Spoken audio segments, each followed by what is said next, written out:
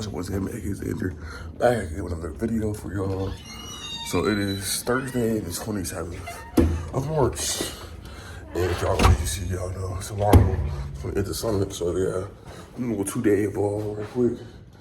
So y'all, we get the summit and back on the summit, and then yeah. So come with me, y'all, to get my hair done. I'll catch y'all at the hair salon. See ya. I got like my hair lady, Miss Lynn's. This one first. All right, tell me this one is now first appointment of the day for her, I guess. So yeah, about to get my hair washed and then braided.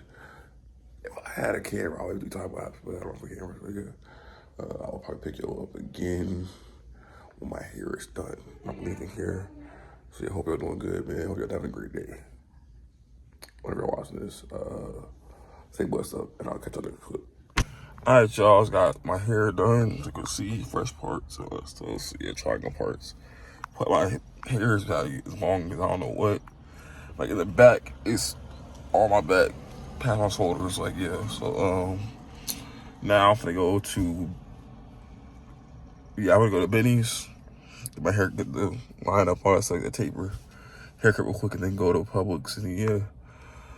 So I'll catch y'all. It's not at Benny's. After Benny's. After the cut. So yeah, see y'all. Alright, y'all, we're next stop right now. We at COVID. It's a barbershop. Got that cut clean, you know what I'm saying? Fresh will cut, so fresh will braid. So summit tomorrow. So yeah, about to walk in here. I gotta get Tazo or Tazo every tea. And like Cape Cod shit, hot fries, I think. So yeah. It's cool. Just hot. Sorry, I think I might. Cause I'm sure I moving around the country, wrestling around. So yeah. Cut. All right, y'all. Let's go over this now. Got the goods. Got me a Powerade. Got the hot fries. Got the tea and the Cape Cods. Now I'm gonna go to my house, go to Publix, get the sub for my mom and sister. And yeah, go from there. So I will catch y'all Publix. All right, y'all. Got the subs. I forgot to clock them in because my phone was overheating. So yeah, we good though. I'm back in my hometown, Grayson. Because basically my hair lady this one there's no little barbers in Wilsonville. So back in my hometown, Grayson, this time we got self-check out. So we got here for I will catch y'all in the car. And I'm back at the car. Got about an hour or so drive ahead of me. So yeah, I'll catch y'all. Honestly, I'll catch up the crew. So yeah, see y'all at the crew with food. All right, y'all. All right, y'all. So I got back at my house, talking to Marty. But yeah, got my Chinese food. I'll put a picture in the video, of course. But yeah, I got sesame chicken, some fried rice. Yeah, I'm finna eat this. I gotta go to Ted at like, I gotta leave for like 6:10, 6:15. Go to Ted. Not walking out too. Well, not walking out, but yeah. I'll go to Ted, and then, yep, that's gonna be pretty good for the day. Other than Ted, that's gonna be after Ted. I'm probably gonna, like, yeah, close y'all out. So I will catch y'all when I am leaving, I guess. See y'all later. All right, y'all, fast forward. I overslept my workout. I'm tired, y'all. But yeah, about to eat dinner. So it's about Chinese. I got salmon. About to eat. Get some Tazo pasty tea. And yeah, I'm gonna chill, watch Boris or something like that. And do Chinese food. I'm gonna call Monty. Yeah, on that note, I'm gonna see y'all tomorrow morning. Pretty good. So yeah, see y'all in the morning. All right, so good morning. It is Friday morning. It's like 9:07 right now, 9:10 right now. About to be on the way to campus. So yeah, now I have a little official AAMI African American Male Initiative shirt on, pink, black pants, my balances. Got my camera on me, got my tripod, mic on, so I'm vlog today. So yeah, I'll probably catch y'all on campus. Hope y'all doing good. Stay tuned for the day. Let's get it. Yeah. All right, y'all. I got the campus. I'm like, gotta run basically right now. This is the library. because it's like almost 10. So yeah, honestly, y'all, I will pick you up in the library. I'm running right now. So yeah, I will see you in the library. I'm gonna break. See y'all. Thank you for having me again. Lift every voice and sing till earth and heaven ring. Sing with the harmonies of liberty. Let our rejoicing rise, rise, loud as the sound of the rolling sea. Sing a song full of the faith that the dark path has taught us. Sing a song full of the hope that the present has brought us, facing the rising sun of a new day begun. Let us march on till victory is won. Let us march on till victory is won. Let us march on till victory is won. Thank you.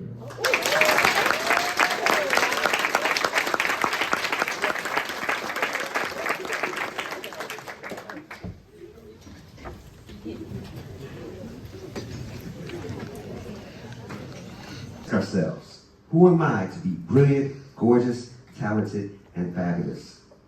But actually, who are you not to be? You are a child of, your playing small does not serve the world.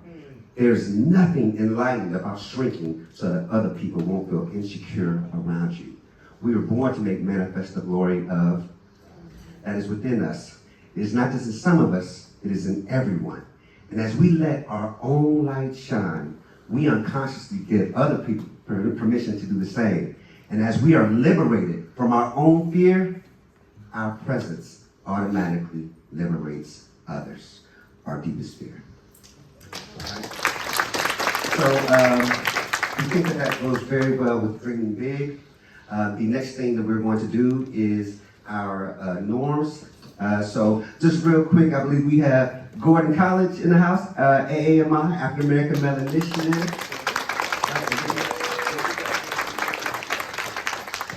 University of North Georgia. Yeah, they're on their way, all right. And of course, the African American Male Initiative, Elite Scholars here at GTC. So thank you all for being here. If you can, let's get all the AAMI brothers to stand up. Are officially affiliated with us as well on our board. We always do our norms at the beginning of every meeting, and so we always like to recite them. So just quickly, number one, if you're going to miss a meeting, please communicate within 24 hours. 2, let's listen with the one mic rule. 3, we must be accountable for ourselves and for one another. 4, confidentiality is key. 5, it's okay to be vulnerable. It's okay to show your emotions. 6, respect our time together. 7, empathy is important here. 8, uplift one another. He ain't heavy, he's my brother. 9, participate. 10, identification outside of this space. We're not just brothers in here. 11, check your ego. It's okay if you hear a different perspective. 12, think broadly. Change status quo. Don't be afraid to go against the norm. 13, learn from others and loud and proud. 14, Brotherhood. All right. Thank you so much, everyone. All right. Next, we're going to have the state director, Ms. Wanda Gross, was not able to attend today because of a funeral, but she did send me some words that she wanted me to recite. I am sorry that I'm unable to be there in person to once again be a part of this He Ain't Heavy, He's My Brother Summit. Many thanks to Dr. Lewis for letting me share a few words of encouragement with you. First, you are not in college by chance. This is my AAMI, guys. You worked hard to graduate from high school. No one gave you your diploma because you were a nice guy, and no one is going to give you your degree just because. You have set high goals and standards to achieve greatness and to rise above obstacles placed before you. No matter what it was, it did not break you, but it made you stronger, wiser, and better. AMI is giving you the tools to successfully complete each academic level and, most importantly, graduate, to help you be stronger, to help you be better, to help you be wiser. You are well aware that times are changing, but whatever comes your way, don't be scared, be prepared. No matter what comes your way, pray, persevere, and press on. Show the world that you are the stellar scholars of today who will be extraordinary leaders of tomorrow. Love and thank you always. Wanda Gross. And scholar activist, affectionately known as Baba AK, he is a professor of Africana Studies at Georgia State University in Atlanta, Georgia. He is the author of the award-winning book, We Will Shoot Back, Armed Resistance and the Mississippi Freedom Movement. Professor Moja also co-edited author prize-winning publications, the 2-volume Black Power Encyclopedia. His scholarship is also featured in several other journals and anthologies, including editing a special issue of the Black Scholar on revolutionary activist, attorney, and mayor of Jackson, Mississippi, and I mispronounced the name, Chokwe Lumumba, and co-editing a special issue of the journal Souls of the Political Legacy of recently released political prisoner Dr. Mutulu Shakur. He also is co-editor of the memoirs of legendary activists Robert and Mabel Williams, due for publication in June of 2025. In addition, Professor Omoja contributed to numerous documentaries, including the PBS Frontline American Reckoning and BET's American Gangster on Mutulu Shakur. Dr. Moja is also an internationally recognized scholar, as he's presented scholarship internationally in Germany, Spain, Haiti, Venezuela, and Cuba, and also has publications in Spanish and German languages. Dr. Moja is well recognized within the national scholarly community, evidenced by his position as a board member of the National Council of Black Studies and his previous service on the advisory board of the Journal of the Black Scholar. The National Council of Black Studies and the National Conference of Black Political Science acknowledged him for his activism and contributions to civic engagement. Baba was also inducted into Selma, Alabama's Hall of Resistance and the Enslavement and Civil War Museum during the city's annual Bridge Crossing and Jubilee celebration in 2016. Baba Moja is a co-founder of the New African People's Organization and the Malcolm X grassroots movement, both organizations committed to human rights, self-determination, and reparations of African descendants in the United States and internationally. Along with his wife and educator, Aminata Umoja, he and other comrades organized and initiated Atlanta's first Malcolm X Festival in 1989, now approaching its 36th year.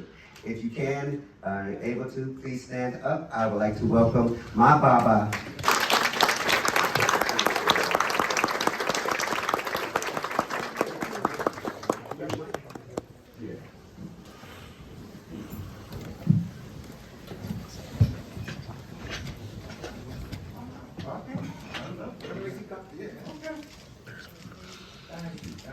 I guess when you get old, they let you sit down. How y'all doing today? Good. I'm doing fantastic. It's great to be here at GGC and to be honored by our president. Is it Dr. Joseph? Dr. Joseph, Dr. Mills, Dean, I didn't catch. Amin Jam, beautiful, from Cameroon. It's good to meet you all. I was here the other day, but I just want to formally start just in the name of our Creator, our mothers, fathers, all our ancestors. I want to thank Dr. Lewis, Dr. Simmons, Brother Clark for inviting me here. I want to thank the scholars, some of who came to talk to me the other day. Okay, and just beautiful to be here on this campus. I have one or two students who's on faculty here, and some young people who well, I'm a 70, so they're young people to me, even though they're 40 and 50 years old. When you young people, when you get older, the ages you thought were old become young to you. I predict that if you're blessed, because living long is a blessing, right? Yes. Particularly if you can maintain your health and your sanity, it's a blessing. But we're going to talk to you about dreaming big. And there's an African word I'd like to share with you. And I'd like you to say after me. That word is Ubuntu. Can you say Ubuntu? Ubuntu. Ubuntu is I am because of who we are. I am because of who we are. I learned that phrase the hard way. You can learn from different spaces. I'm a basketball fan. And I grew up in LA, so what's my team? Lakers. The Lakers are my team. They hurt me last night. They hurt me last night. So I'm a Lakers fan. And in 2008, they lost to the Boston Celtics. And the Boston Celtics during that time, when they got in their huddle, under the great Doc Rivers as their coach, and Kevin Garnett, Paul Pierce, and Rajon Rondo, all of them, they would say Ubuntu at the end of their huddle. And I said, man, they say an African word. They're trying to mess with me as a Laker fan, because knowing I love African culture. But that just means what was said actually by Dr. Mills. She talked about the importance of having group, importance of having community, importance of having family. So when we think about dreaming big, oftentimes our individual dreams and our individual success is tied to the dreams and the success of whatever group that we're in. Okay, so we're going to talk to you about the dreams of three men. Anybody know, young people? Who is this up here? That's Marcus Garvey. And we'll talk a little bit about Garvey in a second. Marcus Garvey was from what country? Jamaica. He's from Jamaica. I actually had the blessing on Tuesday of, Big Bethel Church in Atlanta. Big Bethel, some say, on Auburn Avenue, is the oldest black congregation in the city of Atlanta. It used to be on what's now Georgia State campus. It was just called the African Church then. But Marcus Garvey spoke there over 108 years ago and said they commemorated that and put a historic marker there for Marcus Garvey. Okay, if you don't know who this is, I'm gonna just take your ghetto pass. You won't be able to celebrate Black History Month no more.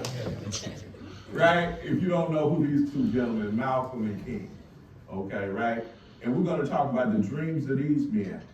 And we have to start when Marcus Garvey comes to the Americas in the early part of the 20th century, and later on, these two men will be born in the 1920s. During that time, and I jumped too far ahead, I think I'm going back. Okay, during that time, all of Africa was colonized. Now, we know that if you studied, and some of you have taken African American studies classes, you know that Africa originally was the birth of civilization, right? Mm-hmm. We can even look in the Bible when we see some African history in Genesis. That means it's original, right?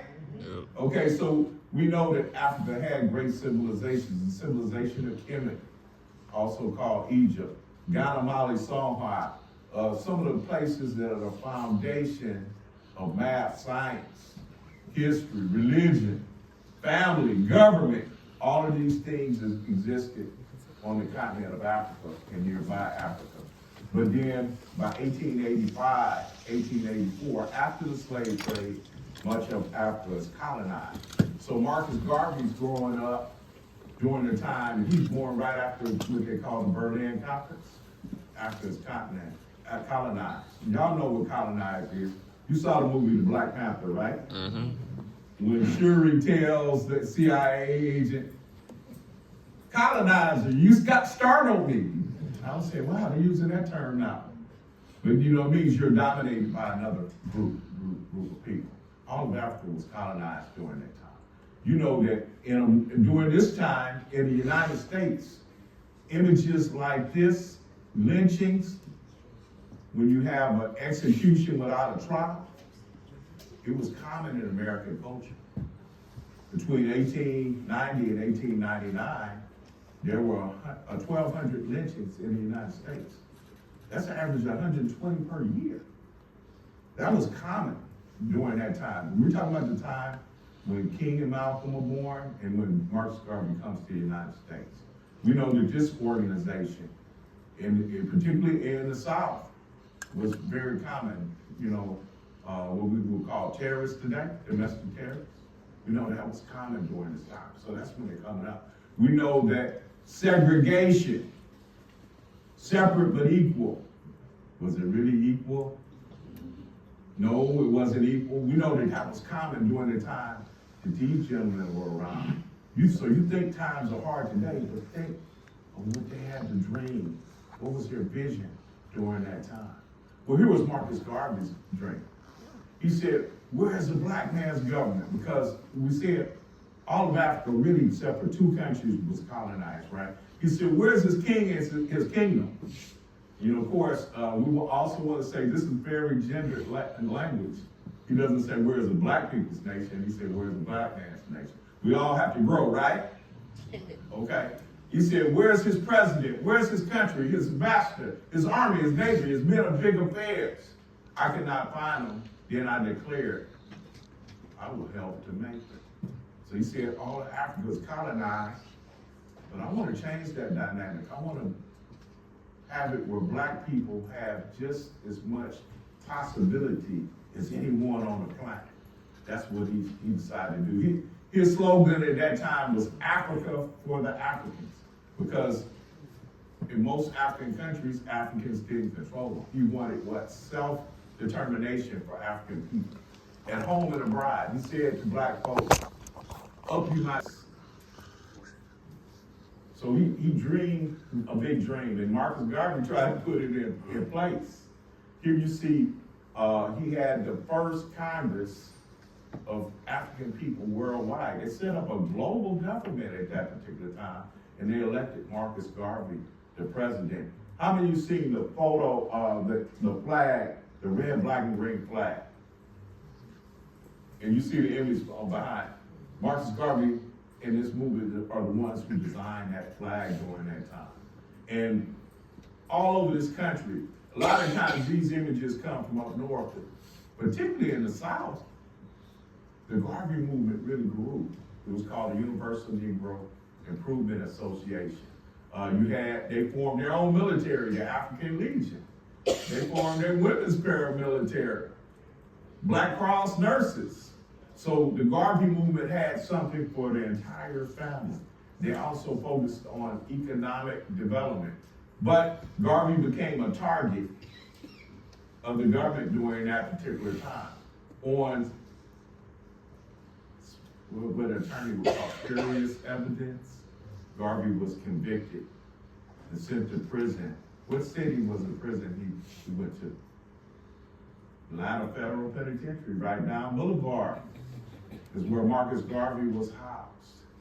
And eventually he was deported.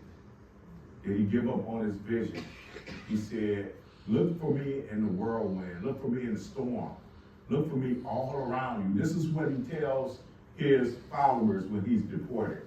For with God's grace, I should come, and with me countless millions of black slaves who died in the Americas. He thought the ancestors were going to come back with him. In the Americas, in the West Indies, and millions of Africans will aid you in your fight for liberty, freedom, and life. So Marcus Garvey had this vision that our ancestors would come under the leadership of the Creator of the universe and empower us. And if you think about it, all those African countries are no longer colonized, right? So Marcus Garvey's dream inspired others in different periods of time. What about Malcolm X? Okay. Malcolm X story shows us how a dream or vision can help transform an individual. Your dream, your vision has an importance in driving you forward. The Christian scriptures teach us what? A people without a vision shall do what? Will perish. It's important to have a dream. If you can find about Malcolm X's dream, if you haven't read it, I used to say this decades ago, but I'm gonna give y'all young people a little pass today. If you hadn't read this book, we would take your ghetto pass too. Okay, we give you young folks a little bit of pass. Just a little pass. You got time before you graduate to read it. We got a few months, right?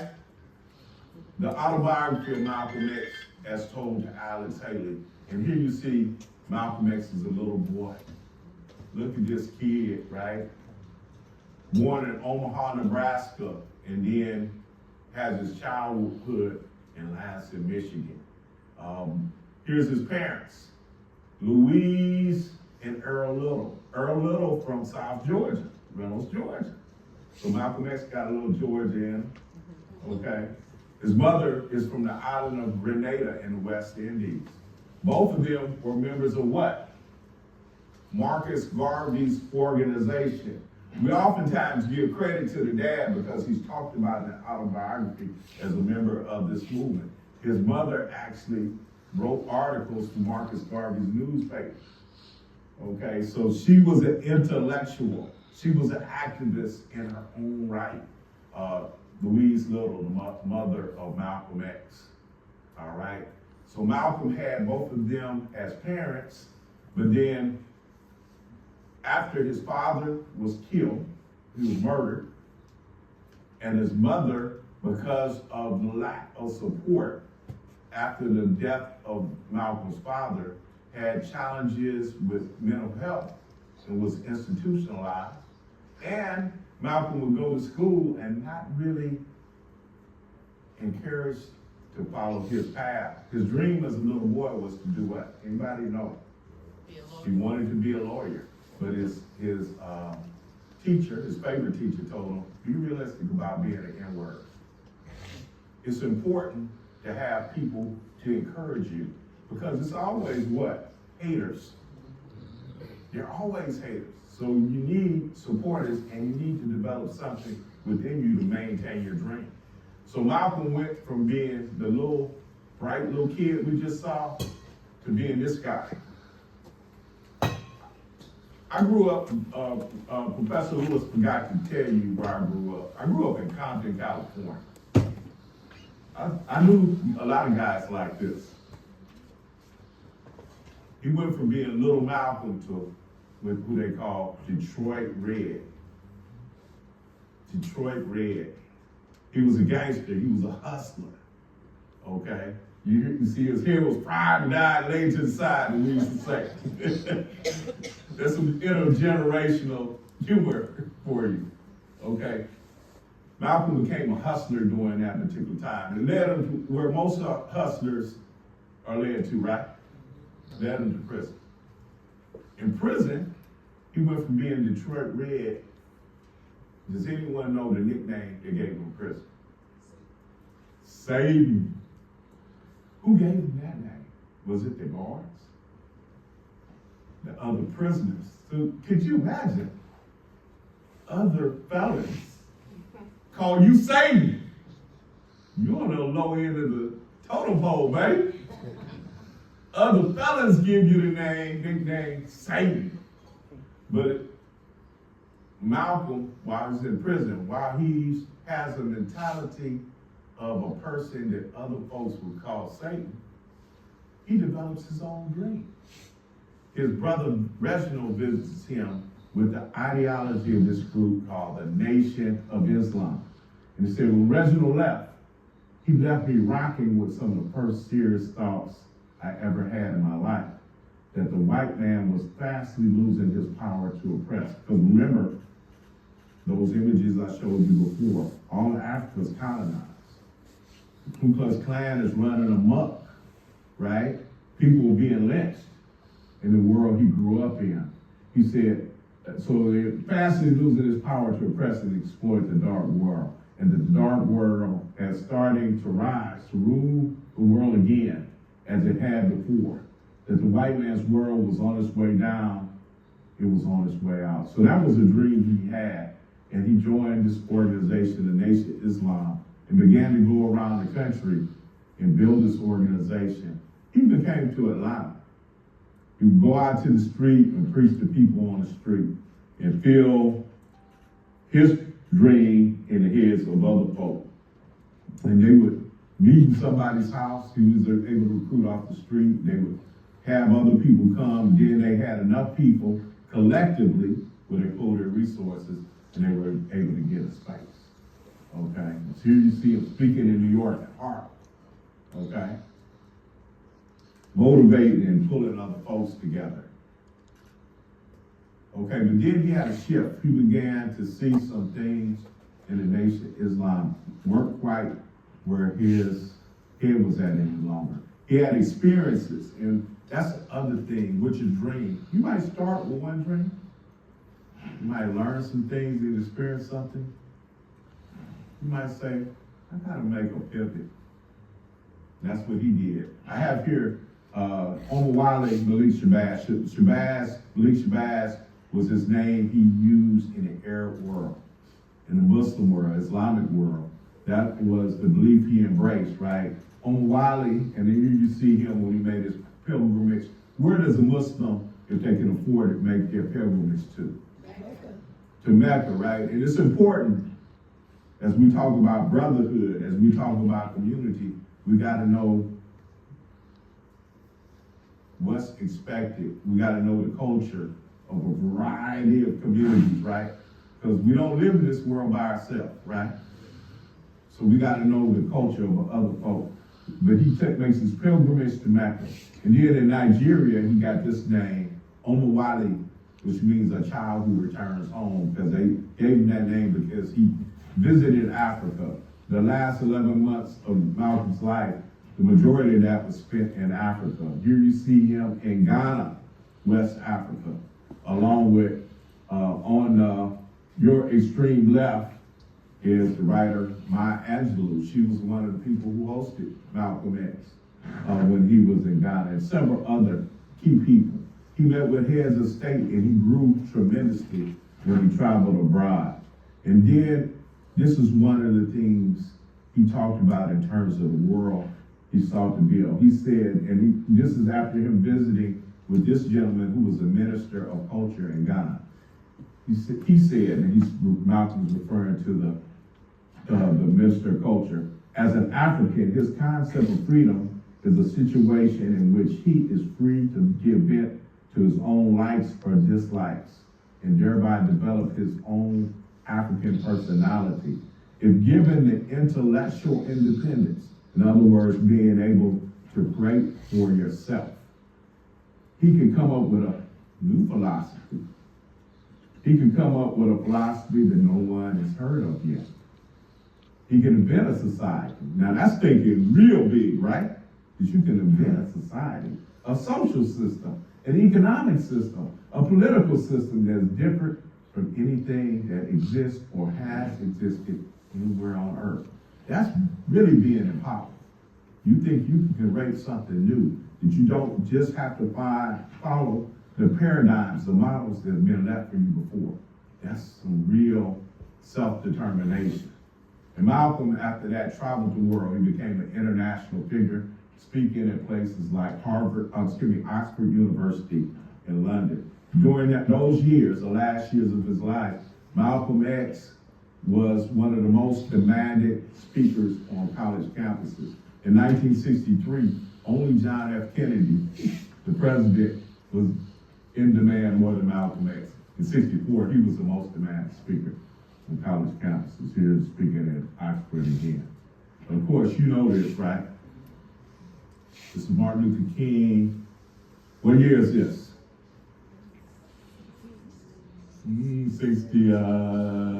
63. 63, you were close. You know, I'm a teacher. 1963, what city? Washington, D.C., right? Where he gives his most famous speech, I Have a Dream, which he says is rooted in the American dream. He said, I have a dream that one day this nation will rise up, live out the true meaning of its creed. We hold these truths to be self-evident that all men are created equal, okay? Because during his time, segregation still existed. In his time, and during this time, and I was a little boy during this time, black folks in many states in the South, and that's where the majority of us lived in, and that's where the majority of us live today, right? The highest percentage of black people still live in the South. And many places we couldn't vote. When I was a little boy in Oklahoma, my father showed me an amusement park. And I said, how come we never been there? He said, because we colored. That shows you how old I am again. We called colored people Negroes back during those days, okay? He said, I have a dream. My 4 little children will one day live in a nation where they will not be judged by the color of their skin, but by the content of their character. I have a dream today. That was King's vision in 1963. And anybody know, you see King shaking somebody's hand. Whose hand is he shaking? Johnson. This is Lyndon Johnson, President of the United States, who replaced John F. Kennedy right after Kennedy was assassinated. And on this occasion, Lyndon Johnson had signed the Voting Rights Act. You know, Voting Rights Act, we already had the right to vote because, the 15th Amendment said that every adult at that time, male citizen, had the right to vote, right? And any black person, anybody born in the United States at that time was supposed to be a citizen, right? And the majority of our ancestors who had been enslaved by 1865 were born here. There were a few folks born in Africa during that time, but anybody who was a citizen could vote. And so we already had the right to vote. The Voting Rights Act was to do what? It was to monitor places that had denied us the right to vote between that time, right? It was supposed to check on them. They had to give their plans for how districts were designed. They were to give their plans and to give evidence that they were giving everybody access to the franchise, right? So Lyndon Johnson signed that bill. That was a big, important achievement, one of the things Martin Luther King fought for. But then he began to see, that Dr. King wasn't done. Even though black folks had the right to vote, he saw there were some other issues. So again, the dream became different. He said, when machines, computers, profit motives, and property rights are considered more important than people, the giant triplets of racism, extreme materialism, and militarism are incapable of being conquered. So he's thinking about some other stuff than just having folks vote or to be able to access different things. He began a campaign in '68 called the Poor People's Campaign. He wanted to see a guaranteed income for folks. He wanted to see everyone have housing. Y'all been through the city of Atlanta. You've been downtown. You know that there's folks on the street. We want to see medical care for folks.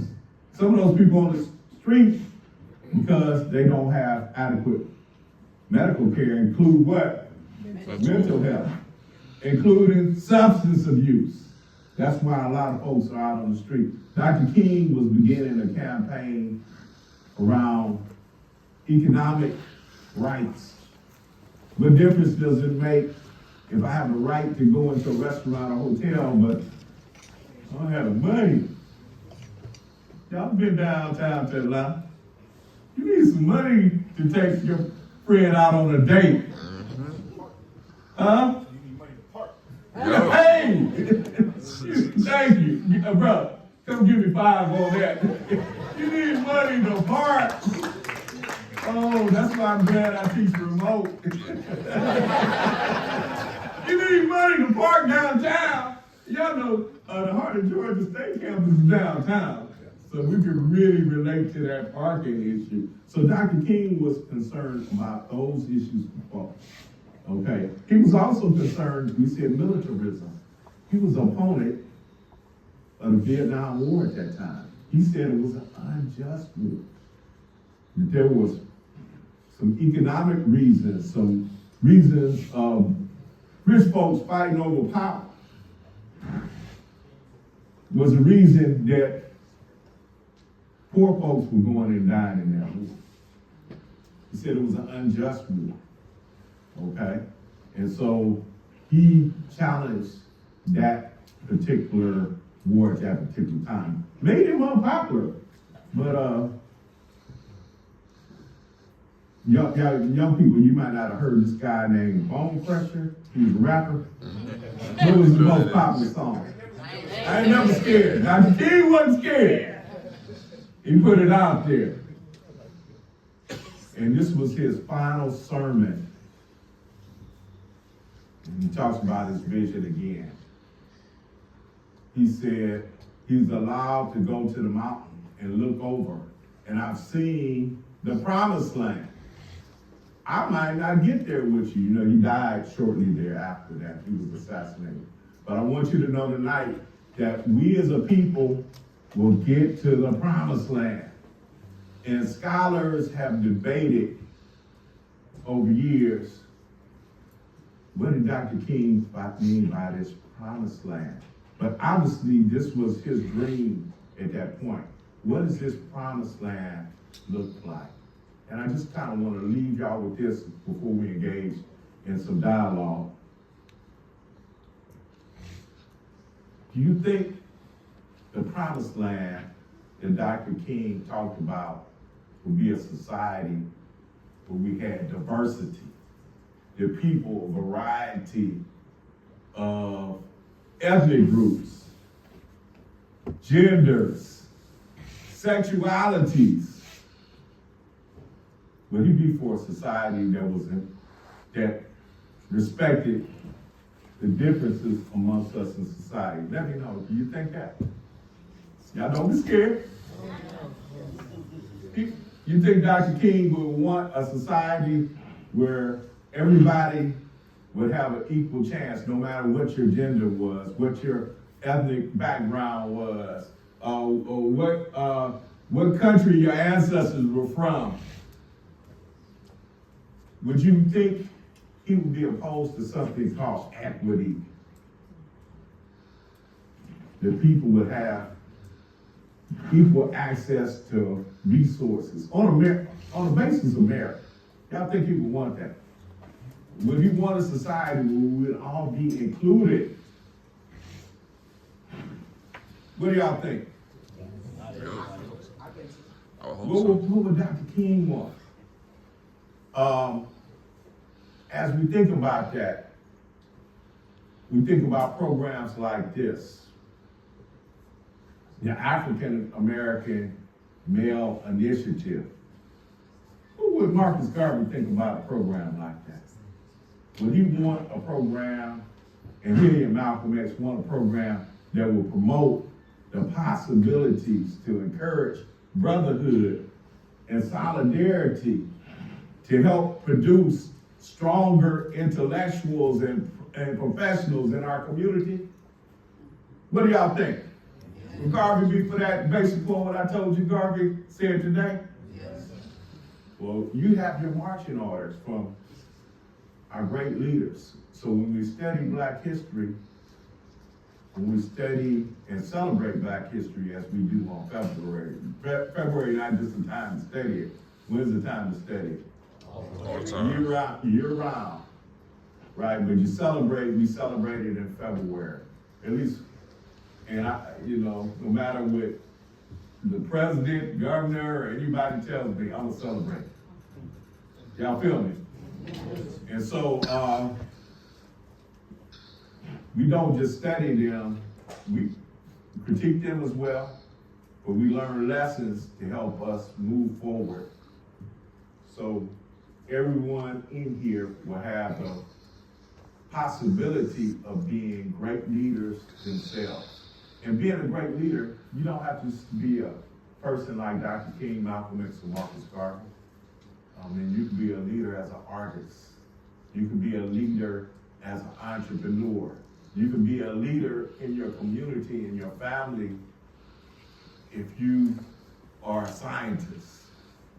And so we just want to encourage you to follow the dreams of these, not only these great people, but to develop your own and to think big. I close there. Thank you. I'm looking forward to having some dialogue with you. Thank you.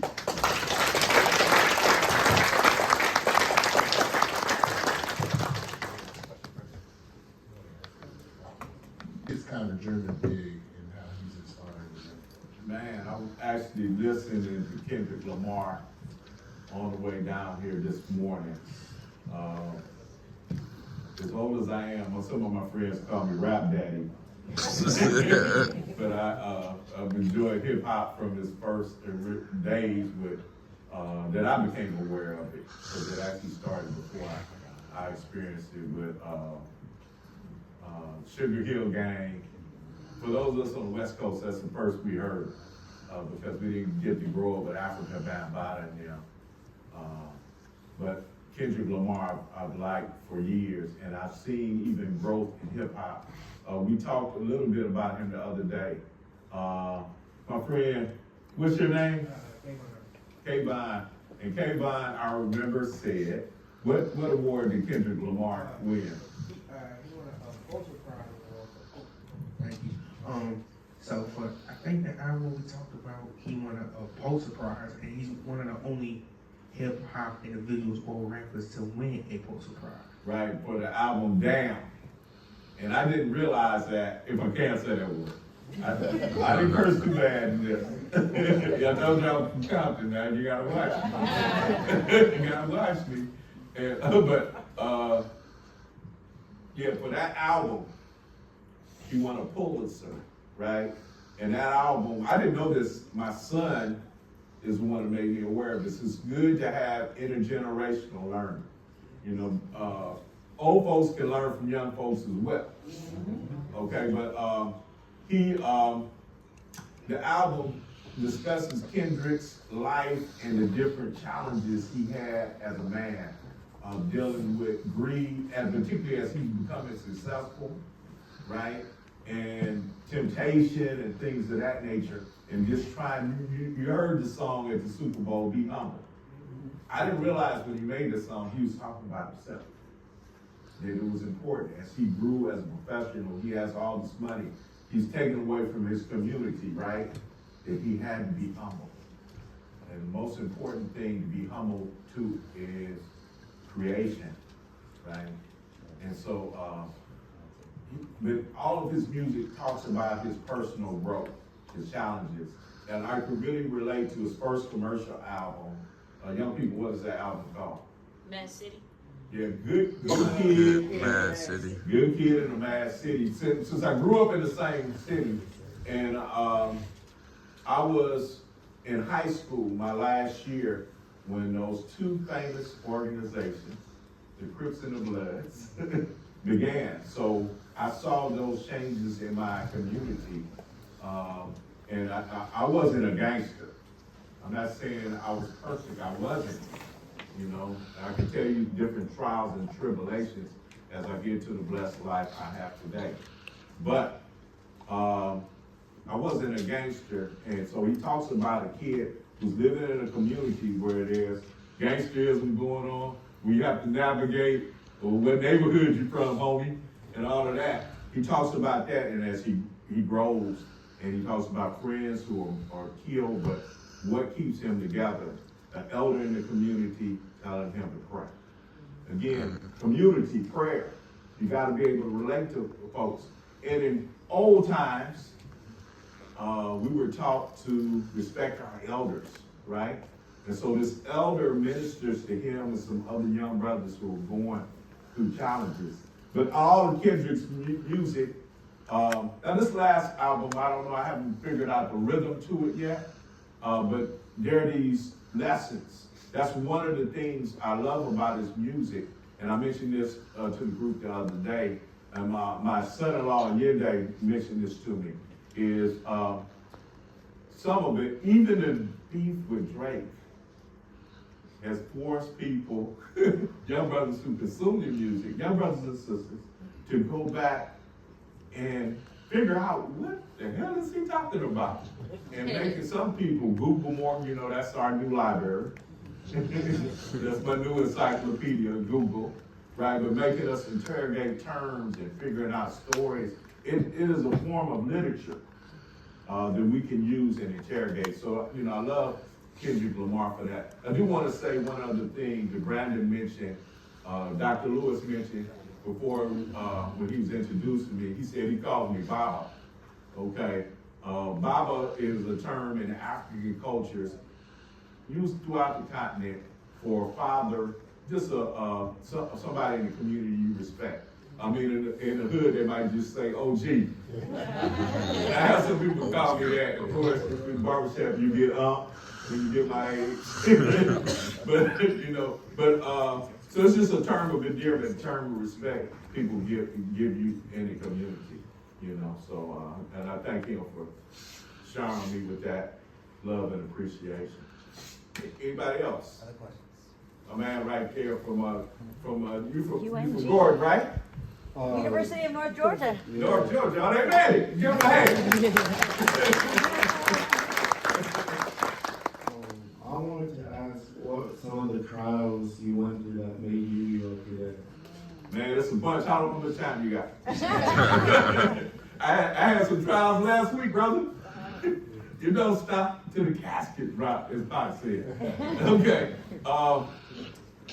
Man, one is what I told you, is being a good kid in a mad city. But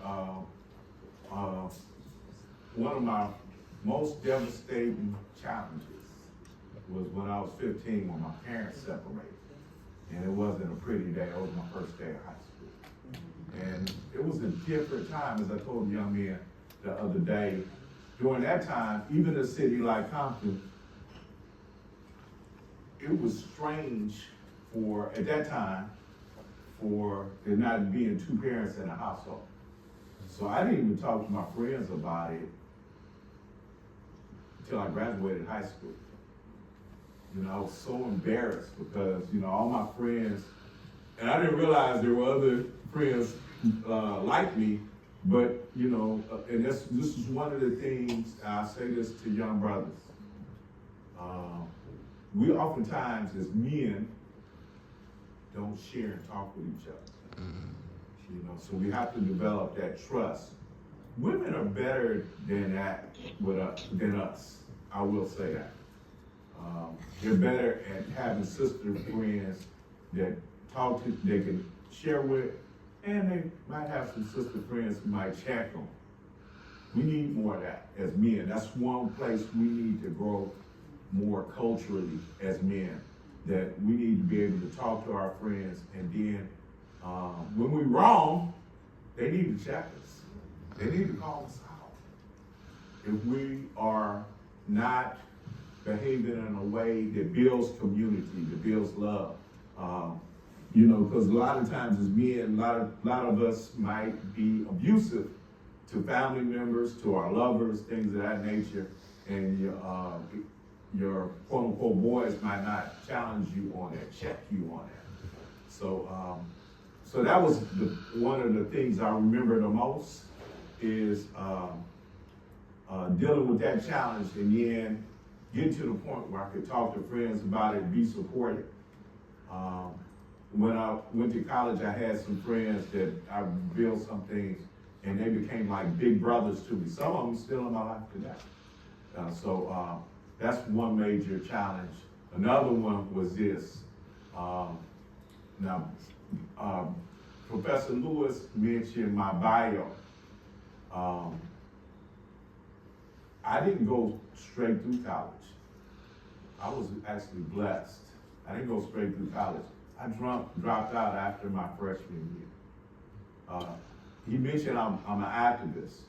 I became an activist, and I believed at that time, and it's funny, I had this conversation with some of my mentors yesterday. And at that time, I didn't feel, I was learning so much in the movement, and I grew up during a time when the movement of Black people was very dynamic, you know? So I felt I was learning more, and I was learning a lot from community folk. And Professor Lewis could tell you, when he took my class, sometimes we would talk about a particular important activist. I said, oh, I know them. I work with them. I, met this person. I was mentored by this person. So I dropped out. My activist friends saw potential in me. They begged me not to leave school because they saw my potential. It took me getting a job as a paraprofessional, and the job said they would double my salary if I went back to school. I went back to school. But I still wasn't serious about my education. What motivated me to go back to school was my family moved from Los Angeles to Georgia. I'm 30 years old. In Los Angeles, because of my community connections, I could always find employment that paid me fairly well for, my status as a young man at that time. But when I moved here, folks didn't know me. I hadn't built that network, another thing you need. This is one of the ways college is important, not only with your classmates, but your faculty. One of the things I was told when I was in graduate school, I'm skipping ahead now, is you want people to know you, know your name, know who you are, and you establish that by building your reputation, establishing yourself. I talked to Uzi, is that how I pronounce your name? And he told me the activities he's involved in. And I said, okay, they don't know his name, but he needs a letter of recommendation. They're gonna know his name because of the record he's established here in Georgia when they're at college, right? So it's important to do that. Now, let me go back. So I moved here, so I had to go back to school to get certain credentials so I could get employment. This was the first time I was going to school and I wasn't really working, or I was more focused. And I was able to go from getting a teacher's credential all the way up to getting my PhD. I was blessed enough to get in a PhD program at Emory, and I established reputation. And so when jobs open up at colleges, people ask me. So, that's a short way. I had challenges, but I was also very blessed. Blessed, and angels, no matter what your spirituality is, angels are out there. Yes, Just they like are. you have haters. There are people who wanted to bless you. You just have to have your mind open to see them, but they're around. There are possibilities. We just have to keep our heads open. One of the most important things to have is hope and a positive attitude. Thank you. You said it. Yeah, you said it. I see this young man's hand right here. My name is Quash. I got a question. You talked a lot about old rap. What's your opinion on modern trap music, if you don't mind me asking? Of who? On modern trap music. Oh, modern trap music. Yeah. And let me educate me. Trap music is who's some of the artists in trap music? Like Because I hear Future people and talk stuff. about trap, but I don't know. Like Future and Thug and stuff like that. Oh, yeah. That's all I was asking. Man, most of what I know about Thug is a trial. I was watching that thing like a soap opera. No, but what's my, I don't consume much trap music, so I don't know a lot of those artists. I have grandchildren, And so my grandchildren sometimes educate me, particularly my grandson, about certain artists, but I don't know them as well. The only future song, I have 2 future songs, I think. One with Kendrick.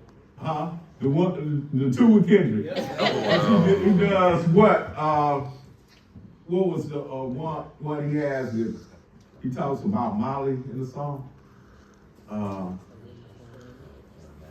Mask Off. Mask I have Off. that one. And I have, of course, the one where Kendrick started the war with Drake. Like Oh, that, like yeah, that, where, and J. Cole took the best decision that happened that year. I'm not getting involved with this crazy Negro. I'm not gonna participate in that because Drake made a big mistake by going in battle with him. Sometimes it's good to retreat. Sometimes it's good to, okay, you got it, bro. We can particularly learn that sometimes on the street, right? Because we can get into something and you might lose your life. You might end up going to jail. You might lose a limb. So sometimes it's good to just say, you got it. I'm gonna keep it moving. And that's not just academic advice, that's life advice. Y'all understand what I'm saying? Yes, sir. Okay, particularly young men. It's don't let your ego or get you in a place that's harmful for you and your loved ones, your family. Thanks for asking that though. I'll be better prepared on that next time. Go ahead. Once you have a dream that you set out and you accomplish that dream, how do you continue to motivate yourself and you kind of continue to go further? I know your presentation, you were talking about pivoting and things like that, but if we look at it like, okay, I've set this goal to get my PhD or whatever it may, I'll write these books and I do that. Where's the motivation come in? And hey, I want to go further. How do you do that? I think it does itself. You almost don't have to do it. Once I don't know if I'm just speaking for myself. But once you've achieved something, and when you asked the question, I was thinking of a friend of mine who finished his PhD. And he was married, and his wife was a journalist, and she wasn't at home with him. And he got his PhD, and he was working the same place he was working at before, and he actually had a mental breakdown because he was trying to figure out, what did I do all the sacrificing for? And my life hasn't changed. I think we always have to be internally motivated. At a certain stage, I think I mentioned having friends, mentors, peers, and colleagues, but you always have to be moving to motivate yourself. So those of you aware of sports, LeBron James. Now LeBron James is 40 years old. He's out there playing with young men. He disappointed me last night by throwing the ball away at a critical moment. But he spends so much time on training, so much time on, even though he's established all these things. Where does that come from? It comes from inside.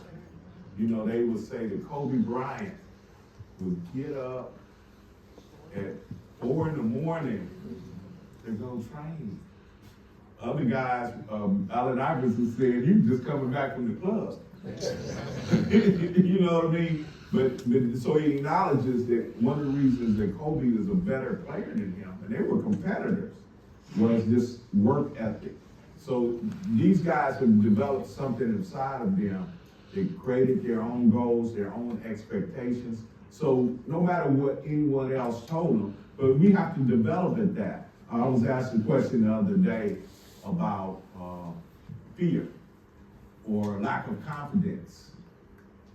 I always have lack of confidence, but I try to overcome it, And so you have to give yourself, even with mentors, family support, organization, we need all of that, but you have to make goals yourself. Because once you receive self-knowledge, no one knows you better than yourself, right? So you know what you need to work on. You know where you're weak, you know where your strengths are. You learn those things. So you just build on that. So you write a book. Some of us already know, well, I want to do a book on this, and you might not get to all of them, but if out of 10 books, if you get 2, that's great. Most folks don't have one. You feel me? So set goals for yourself, and try to make them realizable, and just shoot for the stars. What's the theme of today? Dream Dream big. big. Dream big. Why not? If I have the goal of 10 books and I write 3, what's wrong with that? So dream big, but work for it. Don't give up. If I have the goal to do a Broadway play, and I just do it downtown Atlanta, that's good. I'm gonna come see it. So just dream big. Just try to achieve what you can. Again, I would say not only have as a portion of your dream, what you do individually, you gotta think about what's my dream for the type of world I wanna build. What's the type of dream for my community that I have? One of the ways to defeat a people is for them not to think in unison. That's why I said Ubuntu. We only gonna get as big as our community, right? If your community is not strong, then you're gonna have some limitations, okay? But if your community has resources and you've helped to make them be realized, you have support. I wanna hear some more. We've got 2 more questions, so we only have about 6 minutes left, unfortunately. I'm so sorry. I know we could go all day, but we've got a question over there, one over here, and then we can always talk during lunch as well. Hello there. I'm a student here in GGC, and I see 3 things. I see leadership, that we need to really fight for leadership among African Americans. We need to, you talked about people, MLK, Malcolm X, Garvey. Here in this organization, I think it's very, very important for us to continue that fight, because when we look at the perspective of DEI being removed and how that impacts us today and how it impacts our society, are we having to go back again and start fighting again for rights that we've already achieved to this point? What are your thoughts on that? My thoughts are, there's a scholar by the name of Derek Bell. Now, one of the things that became a big issue a few years back, Derek Bell is a person who developed what we call critical race theory. He was of the opinion that racism is structured in American society. A lot of people don't like that idea, but it's true. I mean, when you take the land of the indigenous population, and if you've enslaved the folk as part of your foundation, then yeah, that was on a racial basis, right? So anyway, but he said that the struggle against racism is constant, that we always need to be engaged in challenging racism in American society, particularly even in education. So, for instance, I used to teach in a non-public school system. I was a social studies teacher. We had a textbook. It had, I'm guesstimating now, it had 30 chapters. 20 of them were on Europe. 2 on Africa, maybe 4 or 5 on Asia. The rest of the Indo-America, half a chapter. You know, you hear what I'm saying? That in and of itself sets a kind of racial foundation for what's important. Without even reviewing it, it tells you what should be prioritized in terms of humanity. And so I believe that I don't believe it'll be forever. At some point, I'm with Dr. King. At some point, we're gonna overturn that. But it's not something that's gonna happen overnight. It's something that we have to work for. When he got the Voting Rights Act, you saw, when the movement got the Voting Rights Act, he looked for different goals, right? He looked for different goals for us as a people to be able to achieve. So, to me, getting DEI back is low-hanging fruit. It's low-hanging fruit. I personally believe, you heard from about, I personally believe in reparations. I believe it's just if you harm a person, just like somebody hit my car, I want to be put back in the closest condition I was in prior to the accident. I want my car back in that condition. I want my body back in it. And sometimes you'll never be the same, but I at least feel it's just. If I hit Dr. Lewis's car, I got to do something. So, I personally believe in that, but so I believe that this is something that's constant, and I think we should achieve it. I also believe that we have a responsibility. So, for instance, programs like this, if the state says it's not going to fund it, we need to do something in our community, and not just challenging it. I know black male professionals. They need to do something to help keep this program going. You know what I mean? The folks in the black community, we need to do that, not only for young black men, but for young black women, for indigenous folks. You feel me? Y'all know what we mean by indigenous, right? Yes. I mean, the First Nations that were here, we can never forget the American Indian population. Many of us have Native American blood running through our veins. We can never forget them. They gotta be our cousins in this fight for a better world. So, now thanks for that question.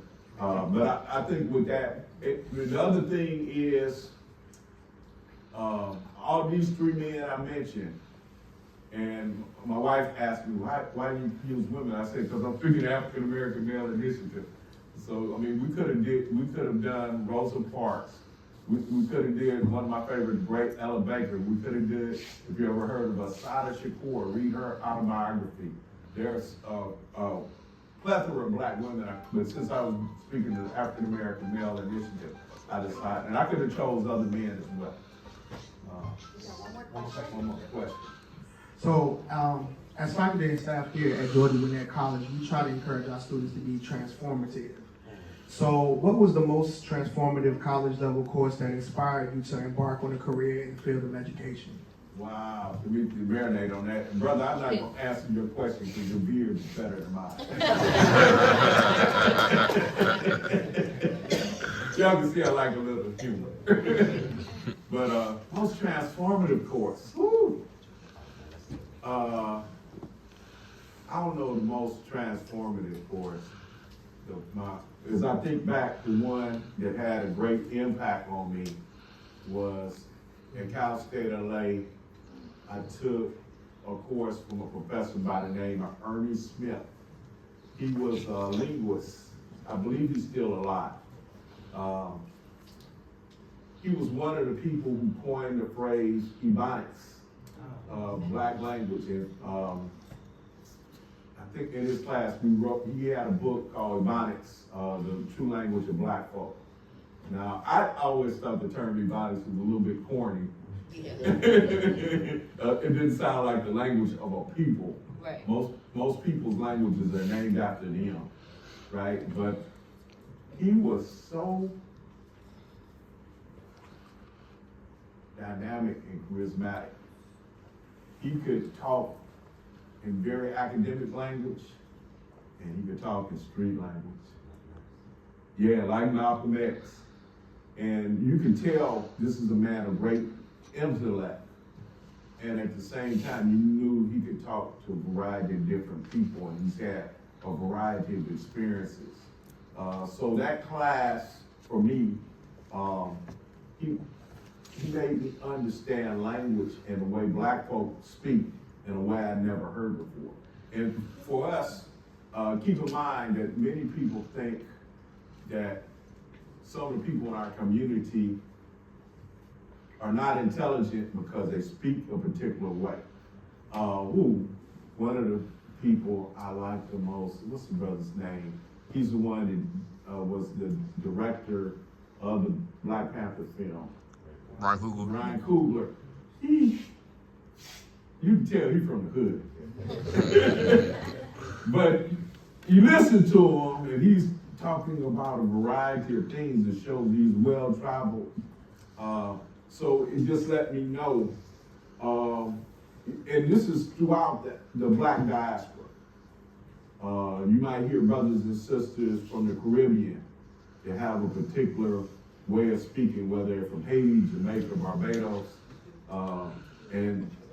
But what I learned from Dr. Smith's class is that our ancestors, when we were enslaved, we created our own languages.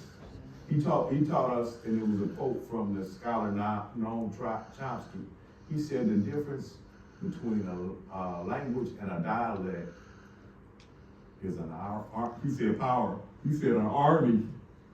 Then you have the will and the power to impose your language, the way you speak on others. Okay, so it doesn't mean people aren't intelligent. But Dr. Smith said this as well. It's important to have what he called linguistic dexterity. That I should learn to command a variety of languages, and it gives me more ability to deal with people around the world. So that's what one of the classes, even though I didn't become a linguist, but that's something that stuck with me that I've been able to use as an educator and just also as an activist as well. Be able to connect with people on that basis. So thank you for that. I answered it even though you have a better beard than me.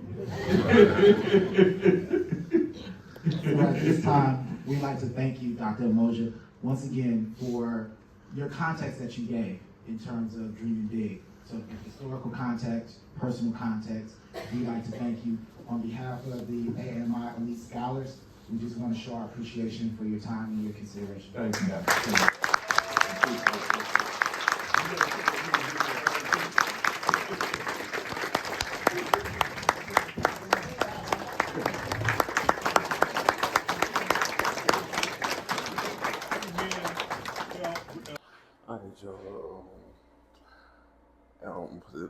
Basically sat down with the guest speaker, who was pretty good. It was great, honestly, very moving. So now we're on lunch.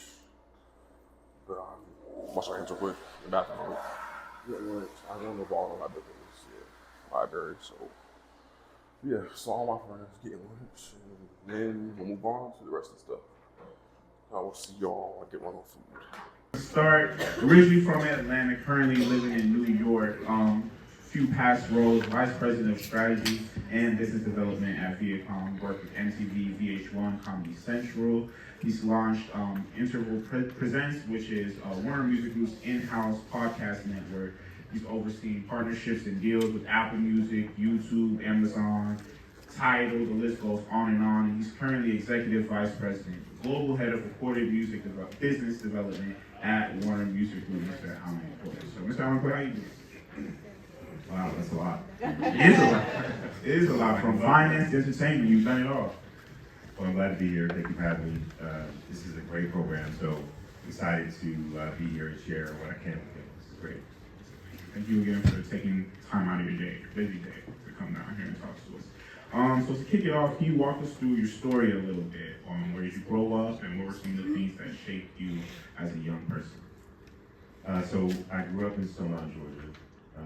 Not too far away from here, with Brandon, Marcellus, and a bunch of other guys.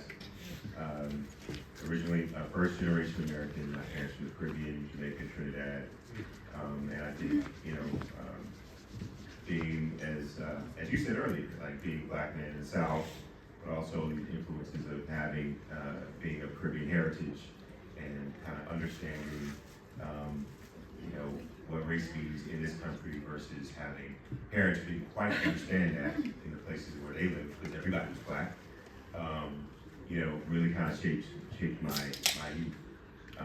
Luckily, I've had the benefit of having, great friends to this day who've been, I think we continue to kind of motivate each other, and have had, great success in our own paths.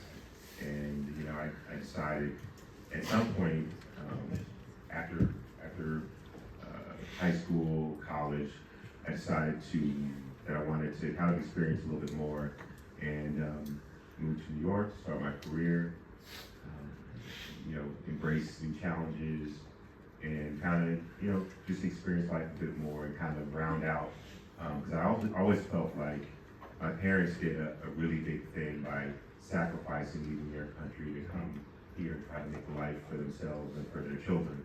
And I kind of wanted to extend on that path and see what I could do to learn more, to grow. So I've been in New York. I've actually lived in a couple other places, but I've been in New York for off and on for about 20 years.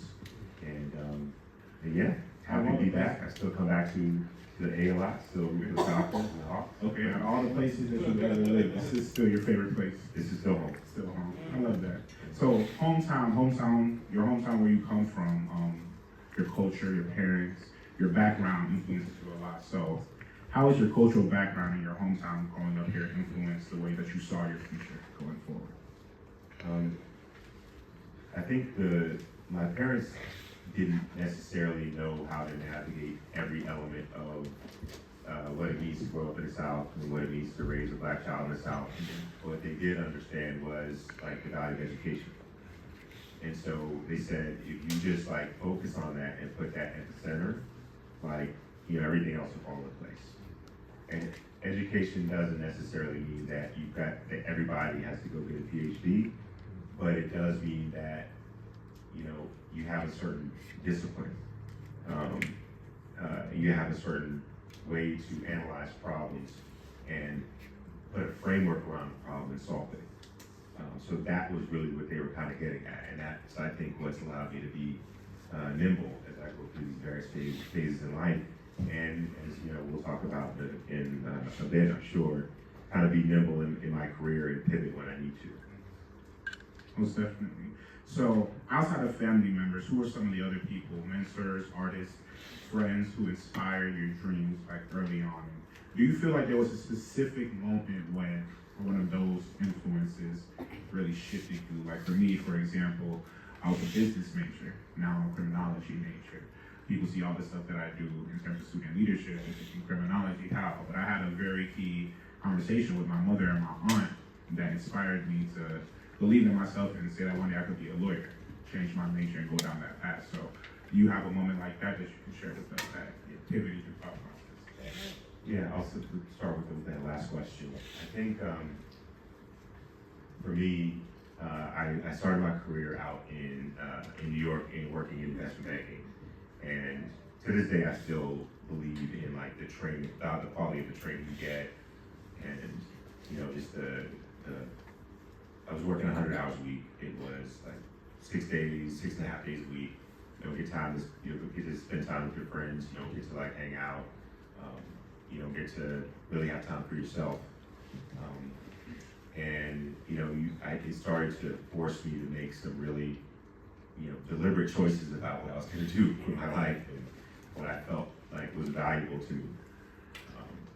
And I eventually decided that, and it took me a while to get there. It wasn't like an overnight thing, but what I said was, I want to pivot my career because what I'm doing now, it feels like work.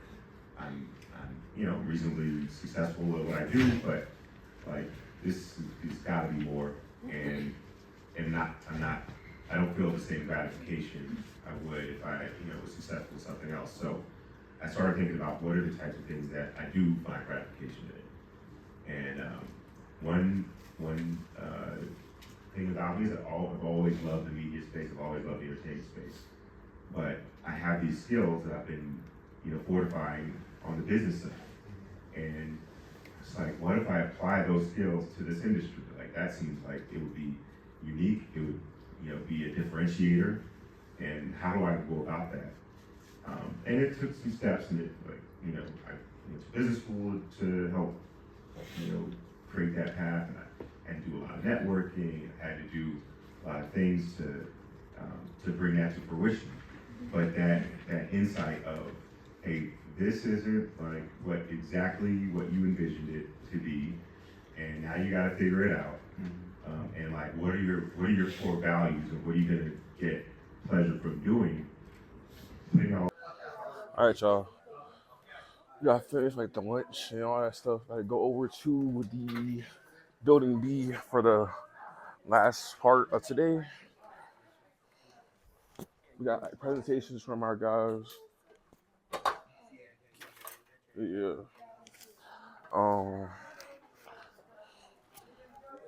I'll catch y'all over there, possibly. All right, y'all. So let's library now building B for the second part of today. Yeah. Hold on, y'all. All right, y'all. Just got out. Well, not just got out, but yeah, we got out this summit. Walk the car now. I'll catch the car. All right, y'all. Back in my car. It's hot. As I don't know, we're outside, but yeah, great summit, man. Kind of sad that we had dinner, but you know what? I had a great time today. Learned a lot. Just be surrounded by strong, not even like black men, but just strong black people in general. It's moving, man. So yeah, shout out to Elite Scholars. Shout out to Gordon State and North Georgia for popping out, showing love. About to head to the crib. So yeah, I'll catch y'all at the crib. See y'all in a minute. All right, y'all. I just got home. About to eat dinner and chill out. But with that being said, I'm gonna close this vlog. Thank y'all for tuning in to today's vlog, showing y'all the summit, all that stuff. So yeah, hope y'all enjoyed it. Like, subscribe, comment, share, stay blessed. I'll catch y'all next time. It's Wave was in, man, and I'm out. Peace.